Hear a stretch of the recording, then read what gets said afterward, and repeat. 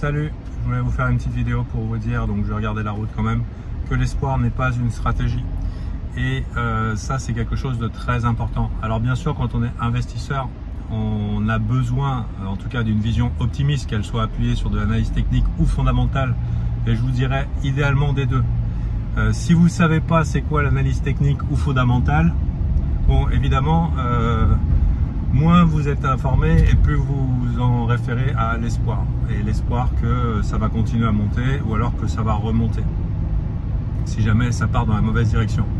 Mais j'aimerais vous rappeler que l'espoir n'est pas une stratégie et qu'en général, plus on a d'espoir et en réalité, moins on a de chances de gagner.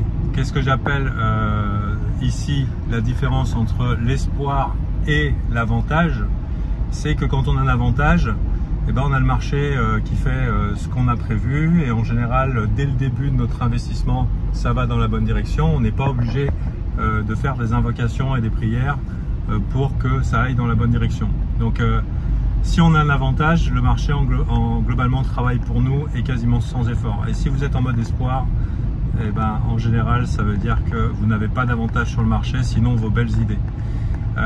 Alors c'est pas un problème quand on investit sur le long terme d'avoir un peu d'espoir et d'optimisme sur les investissements qu'on a choisis.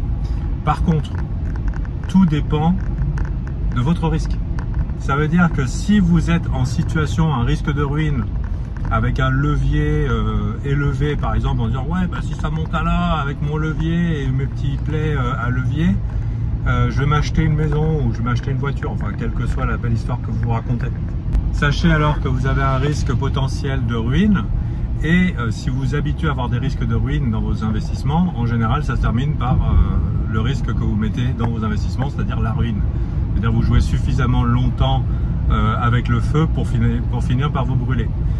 Du coup, c'est ok d'être optimiste sur la durée, mais si ça implique make it or die, ça veut dire je réussis ou je perds tout, vous savez exactement comment ça va se finir et c'est là que le mode espoir ne peut pas faire grand chose pour vous.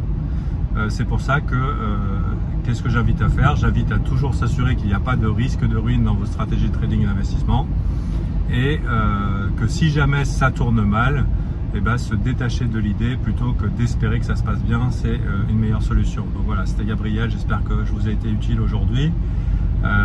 Bonne journée.